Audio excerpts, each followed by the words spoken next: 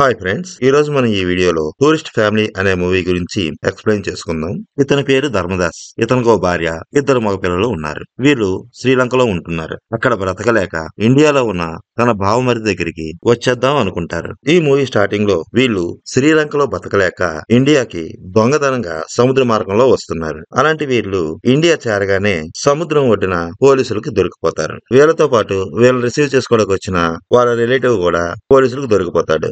అయితే ఈ ఫ్యామిలీలోని వాళ్ళ చిన్న కొడుకు ఆ పోలీసులతో చాలా తెలివిగా మాట్లాడి వాళ్ళని ఇంప్రెస్ చేసుకొని చివరికి పోలీసులే వాళ్ళని విడిచిపెట్టేలా చేసుకుంటాడు. వాడి తెలివితేటలకి వాళ్ళ ఫ్యామిలీ మెంబర్స్ అందరూ చాలా ఆశ్చర్యపోతారు. ఇండియాలో అడుగుపెట్టిన వీళ్ళు ముందుగా వీళ్ళు ఉండడానికి ఒక ఇల్లు, తర్వాత ఒక ఉద్యోగం చూసుకోవాలనుకుంటారు. వాళ్ళకి ఇల్లు చూసి పెట్టే విషయంలో వాళ్ళ బావమరిది హెల్ప్ చేస్తాడు. ఇలా వీళ్ళు కారులో వస్తున్న సమయంలో ధర్మదాస్ కి రోడ్డు పక్కన పడిపోయి ఉన్న ఒక వ్యక్తి కనిపిస్తాడు. వెంటనే అతను తన కారుని ఆపి పడిపోయిన ఉన్న వ్యక్తి దగ్గరికి వెళ్లి ఇతను కళ్ళు తిరిగి పడిపోయినట్లున్నాడు, అర్జెంట్ గా అంబులెన్స్ కు ఫోన్ చేయని వాళ్ళ బావమరితో చెప్తాడు. వాళ్ళ బావమరిది చిరాకు పడుతూ వాడు ఫుల్ గా మందేసి పడుకొని ఉన్నాడు, మనకెందుకు అంటే ధర్మదాస్ మాత్రం ఒప్పుకోడు. అతను తాగి పడిపోయాడో కళ్ళు తిరిగి పడిపోయాడో అదంతా తర్వాత సంగతి, ముందు అంబులెన్స్ కి ఫోన్ చేయి అని వాళ్ళ బావమరితో చెప్తాడు. ఈ మాటలు వింటున్న అతని పెద్ద కొడుకు చాలా చిరాకు పడతాడు. అప్పుడు వాళ్ళ అమ్మ, మీ నాన్న గురించి తెలుసు కదా, అన్ని తెలుసు కూడా నువ్వేంటిలా అని వాళ్ళ పెద్ద కొడుకు మీద కోపడుతుంది. ఇదేం లక్షణమో, దీనివల్లే కదా అన్ని వదిలేసి ఇక్కడ దాకా వచ్చాం మనం అని వాళ్ళ కొడుకు తనలో తను గొలుక్కుంటాడు.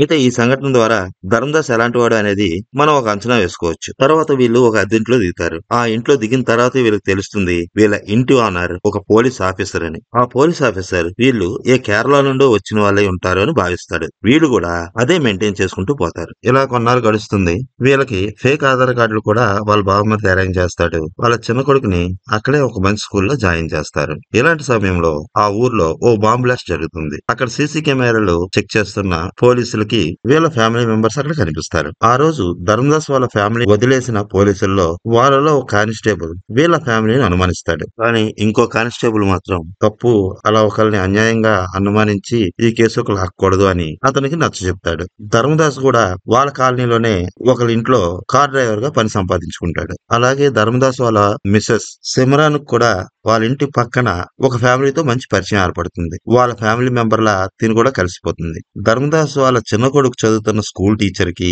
సిమ్రాన్ వాళ్ళ నైబర్ అయిన ఆ ఇద్దరు దంపతులకి వీళ్ళు శ్రీలంక నుంచి వచ్చిన కుటుంబీకులని తెలుస్తుంది. కానీ వాళ్ళు ఎవరితోని ఈ విషయం చెప్పరు. ఇంకో పక్క బాంబ్ బ్లాస్టింగ్ కేసు ఎంతవరకు వచ్చిందనే విషయమై పోలీసు మీద ప్రెజర్ పెరుగుతుంది. అయితే ఆ ఇద్దరు కానిస్టేబుల్ లో ఒకడు సిఐకి ఈ విషయం చెప్పేద్దాం అనుకుంటాడు. కానీ మూడోవాడైన హెడ్ కానిస్టేబుల్ మధ్యలో కలుగు చేసుకుని అతన్ని అక్కడి నుంచి బయటికి తీసుకొచ్చి, ఏం చేస్తున్నారా మీరు, అనవసరంగా ఒక ఫ్యామిలీని అనుమానించి ఈ కేసులోకి లాగొద్దు అని అంటాడు. కానీ మిగతా ఇద్దరు కానిస్టేబుల్ అదంతా మన సిఐ గారు చూసుకుంటారు, అతనికి జరిగింది మొత్తం చెప్పడమే కరెక్ట్, ఒకవేళ ఏదైనా ప్రాబ్లం వచ్చిందంటే మాకు ఫ్యామిలీస్ ఉన్నాయి కదా, అదే పరిస్థితి వస్తే మేము మీ మీదే చెప్పేస్తామని అతనితో అని అక్కడి నుంచి వెళ్లిపోతారు. ఇలా మరికొన్ని రోజులు గడిచిపోతాయి. ధర్మదాస్ వాళ్ళ ఫ్యామిలీ వాళ్ళ కాలనీలో ఉన్న అన్ని ఫ్యామిలీస్ తోనే చాలా చక్కగా కలిసిపోతారు. ఎంతలా కలిసిపోతారంటే వీళ్ళ లాంగ్వేజ్ ను కూడా వాళ్ళకి నేర్పేంతగా. వాళ్ళ కాలనీలో ఉన్న ప్రతి ఒక్కరికి కూడా వీళ్ళు శ్రీలంక నుండి శరణార్థులే ఇక్కడికి వచ్చారన్న విషయం వీళ్ళు చెప్పేస్తారు. కానీ ఆ కాలనీ వాళ్ళందరూ కూడా వీళ్ళ మంచితనాన్ని చూసి ఆ విషయం వాళ్ళలోనే ఉంచుతారు తప్ప బయట ఎవరికి చెప్పరు. ఒకప్పుడు వీళ్ళ ఫ్యామిలీ రాకముందు ఈ కాలనీలో ఒకరితో ఒకరు మాట్లాడుకునేవారే కాదు. అలాంటిది అన్ని ఫ్యామిలీలు కలిసి సరదాగా మాట్లాడుకోవడం, ఒకరింటికి ఒకరు వెళ్తున్నారు అంటే అది వీళ్ళ ఫ్యామిలీ వచ్చిన తర్వాత మాత్రమే. అంతలా వీళ్ళు ఒకరికొకరిని దగ్గర చేశారు. అందుకని వీరంటే ఆ కాలనీ వాసులందరికీ కూడా చాలా అభిమానం. ఒక రోజు ధర్మదాస్ వాళ్ళ ఇంటి ఓనర్ కి ఏదో పనుండి వాళ్ళ అమ్మాయిని వీరింట్లోనే ఉంచి వెళ్తారు. అదే రోజు రాత్రి ధర్మదాస్ ఫుల్ గా తాగి ఇంటికి వస్తాడు. ఈ ఊరు వచ్చిన కానించి తన పెద్ద కొడుకు తనతో మాట్లాడటం లేదని చాలా బాధపడతాడు. నువ్వు ప్రేమించిన అమ్మాయిని నేను నీకు దూరం చేశానని, నువ్వు ఇన్నాళ్ళు నాతో మాట్లాడకుండా ఉండడం కరెక్ట్ కాదని తన కొడుకుతో గొడవకు దిగుతాడు. సరే, ఎలాగో అలాగా మీ ఇద్దరిని మళ్ళీ నేనే కలుపుతాను, ఎక్కడైనా నాతో మాట్లాడు అని తన కొడుకుతో అంటాడు. అప్పుడు అతని కొడుకు, మీరింకేం కష్టపడక్కర్లేదు, అమ్మాయికి ఈ రోజే పెళ్లి అని తన తండ్రితో అంటాడు. అప్పుడు ధర్మదాస్ హేళన్ గా, ఏంటి ఇన్ని రోజులు కూడా ఆగలేకపోయిందా ఆ అమ్మాయి అని, అప్పుడే వేరొకరిని పెళ్లి చేసుకుంటుంది అంటూ చులకనగా మాట్లాడతాడు. అప్పుడు ధర్మదాస్ వాళ్ళ కొడుక్కి చాలా కోపం వస్తుంది. అప్పుడు అతను తన తండ్రితో ఇలా అంటాడు, మీకు ఒక అమ్మాయి ఉండి ఆమె ప్రేమికుడు ఆమెకు చెప్పకుండా వేరే దేశం పారిపోతే అతను వచ్చే వరకు మీరు వెయిట్ చేస్తారా, లేక మీ అమ్మాయికి 4 తగిలించి పెళ్లి చేస్తారా? ఆ అమ్మాయి వాళ్ళ ఫ్యామిలీలో కూడా అదే చేసి ఉంటారు. బలవంతంగా ఈ పెళ్లికి ఒప్పుకుని ఉంటుంది కానీ సంతోషంగా ఈ పెళ్లికి ఒప్పుకొని ఉండదు అని కన్నీళ్లు పెట్టుకుంటూ తన రూమ్ లోకి వెళ్ళిపోబోతాడు. అంతలో ఒక్క క్షణం ఆగి, ఇందాక ఏదో అన్నారు కదా, ఆ అమ్మాయి విడిపోవడం వల్లే నేను మీతో కోపంగా ఉన్నానని. నేను కోపంగా ఉన్నాను, కానీ దానికి కారణం ఆ అమ్మాయితో విడిపోవడం వల్ల కాదు. చిన్నప్పటి నుంచి మీరు నన్ను చాలా కష్టపడి పెంచారు, అందుకే మీకు నేనేమి చేయలేకపోయాను అని ఆలోచించినప్పుడు చాలా బాధగా ఉంటుంది. పర్వాలేదులే, ఇంకొన్ని రోజుల్లో నాకు క్యాంపస్ ఇంటర్వ్యూ వస్తుంది, అప్పుడు మిమ్మల్ని ఏ లోటు లేకుండా చూసుకుందాం అనుకునే లోపు మీరు నన్ను ఇక్కడ తీసుకొచ్చేశారు. నేను ఎంతో కష్టపడి చదివిన డిగ్రీ నాకెందుకు ఉపయోగపడకుండా పోయింది చూడండి డాడీ. అందుకు మీ మీద నాకు కోపం. మీరు ప్రతిరోజు పనికి వెళ్లి ఆ కారుని తొడడం చూస్తున్నప్పుడు అప్పుడు వస్తుంది డాడీ నేనేమి చేయలేకపోతున్నానని బాధ కలిగినప్పుడు అప్పుడు వస్తుంది డాడీ నాకు మీ మీద కోపం అంటూ తన తండ్రి ముందు కన్నీళ్లు పెట్టుకుంటాడు. అదంతా విన్న తన తండ్రి ఆ అబ్బాయిని కౌగిలించుకొని తన కొడుక్కి సారీ చెప్తాడు. తర్వాత అందరూ కలిసి భోజనానికి కూర్చుంటారు. ఇలా ఈ తండ్రి కొడుకుల మధ్య జరుగుతున్న సంభాషణని ఆ ఇంట్లోనే ఉన్న ఆ ఇంటి ఓనర్ గారి అమ్మాయి అలా చూస్తూ ఉండిపోతుంది. తండ్రి కొడుకులు ఇద్దరు ఒకరికొకరు సారీ చెప్పుకున్న తర్వాత కొడుకు వాళ్ళ నాన్నతో డాడీ మీకు వీడియో చూపించాలి అంటూ తన ఫోన్ లోని ఓ వీడియోని చూపిస్తాడు. ఆ వీడియో ఇంకేమీ కాదు, అతను ప్రేమించిన అమ్మాయి పెళ్లి వీడియో. ఆ పెళ్లిలో ఆ అమ్మాయి పెళ్లి కొడుకు ముందు చాలా సరదాగా డాన్స్ చేస్తూ కనిపిస్తుంది. పెళ్లిలో ఆమె చాలా ఆనందంగా ఉంటుంది. అది చూసిన ఆ ఫ్యామిలీ మెంబర్స్ అందరికీ చాలా నవ్వు వస్తుంది. కానీ తన లవర్ పెళ్లైపోతుందని బాధతో ఉన్న తన కొడుకు ముందు వాళ్ళు నవ్వు ఆపుకోలేక చాలా ఇబ్బంది పడతారు. ఆ వీడియోలో పెళ్లి కూతురు ట్రెండింగ్ లో ఉన్న ఓ సాంగ్ పాడుతూ పెళ్లి కొడుకుని ఆహ్వానిస్తున్న సీన్ చూసి ఆ ఇంటి ఓనర్ వాళ్ళ అమ్మాయి కూడా తెగ నవ్వేస్తుంది. కొద్దిసేపటి తర్వాత అన్ని మర్చిపోయి ఆ నలుగురు ఫ్యామిలీ మెంబర్స్ చాలా ఆనందంగా ఆ రోజుని ఎంజాయ్ చేస్తుండని చూసి ఈ అమ్మాయి చాలా ఇంప్రెస్ అవుతుంది. ముఖ్యంగా ఆ అబ్బాయి మీద ఈ అమ్మాయికి ఎక్కడో ఓ సాఫ్ట్ కార్నర్ ఏర్పడుతుంది. ఒక రోజు ఆ కాలనీ మెంబర్స్ అందరూ కూర్చొని ఓ మీటింగ్ పెట్టుకుంటారు. వాళ్ళందరి మధ్యకి ఒక అబ్బాయి వస్తాడు.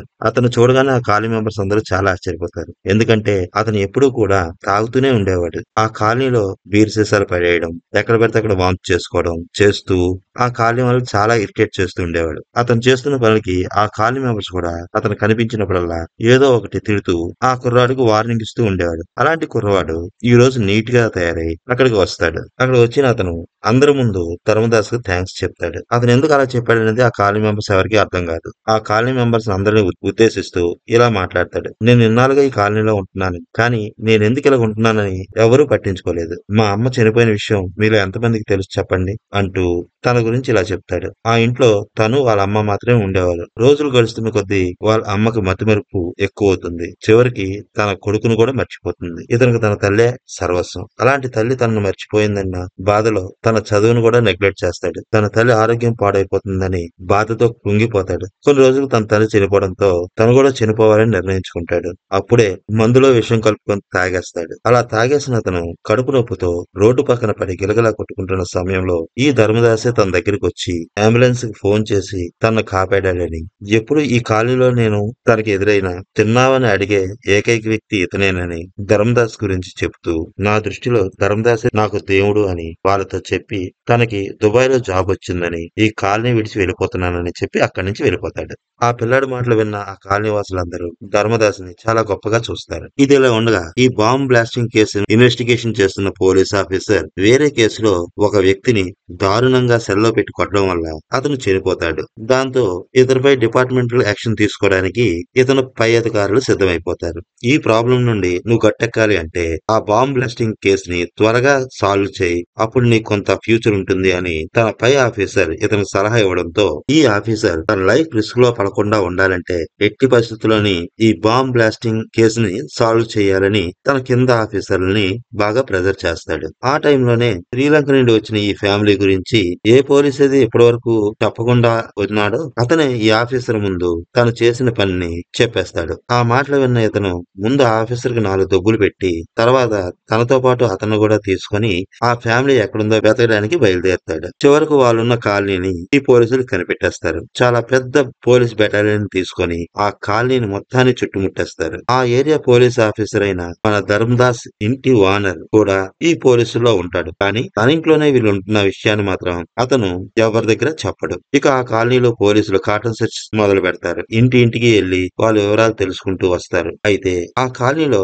వీళ్ళు ఎవరింటికి వెళ్లి ఎంక్వైరీ చేసినా వాళ్ళు శ్రీలంకలో వాళ్ళ లాంగ్వేజ్ లో మాట్లాడటం అక్కడ పోలీసుకి చాలా చిరాకు తెప్పిస్తుంది. అయినా సరే ఓపిగ్గా ప్రతి ఇంటిని ఎంక్వైరీ చేస్తాడు. చివరగా మన ధర్మదాస్ వాళ్ళ ఇంటికి కూడా వస్తాడు. ఇలా ఈ ఆఫీసర్ ప్రతి వాళ్ళని ఎంక్వైరీ చేస్తున్నప్పుడు అతనితో పాటు ఉన్న ఈ ధర్మదాస్ ఫ్యామిలీని మొదట వదిలేసిన ఆ పోలీస్ అతను కూడా ఉంటాడు. ఆ కాలనీ వాళ్ళు ధర్మదాస్ మీద చూపిస్తున్న ప్రేమ అభిమానానికి అతనిలో కూడా మార్పు వస్తుంది. అందుకే చివరి ఫ్యామిలీ అయిన ధర్మదాస్ ఇంటికి వెళ్లి ఆ పోలీస్ ఆఫీసర్ ఎంక్వైరీ చేస్తున్నప్పుడు వీళ్ళే వాళ్ళు అని అతను చెప్పడు. ఇలా ఎంక్వైరీ జరుగుతున్న మధ్యలో ఈ పోలీస్ ఆఫీసర్ పక్కనున్న ఆఫీసర్ కి ఓ ఫోన్ కాల్ వస్తుంది. మీ ఆఫీసర్ చేతిలో లాకప్ డెత్ అయిన వ్యక్తి విషయంలో మీ ఆఫీసర్ ని అరెస్ట్ చేయబోతున్నాము అని. వెంటనే ఈ విషయాన్ని అతను ఆ ఇన్వెస్టిగేషన్ ఆఫీసర్ కి చెప్పి తొందరగా ఇక్కడి నుంచి పదండి సార్ అని అతను అక్కడి నుంచి తీసుకుపోతాడు. తర్వాత ధర్మదాస్ తను ఈ దేశంలో ఎంటర్ అయిన మొదటిసారి మళ్ళీ ఇప్పుడు తనను కాపాడిన ఆ పోలీస్ ఆఫీసర్ కి థ్యాంక్స్ చెప్తాడు. ఇంత కష్టకాలంలో తనకు అండగా నిలబడిన తన కాలనీ వాసులందరి వైపు చాలా కృతజ్ఞతగా చూస్తాడు.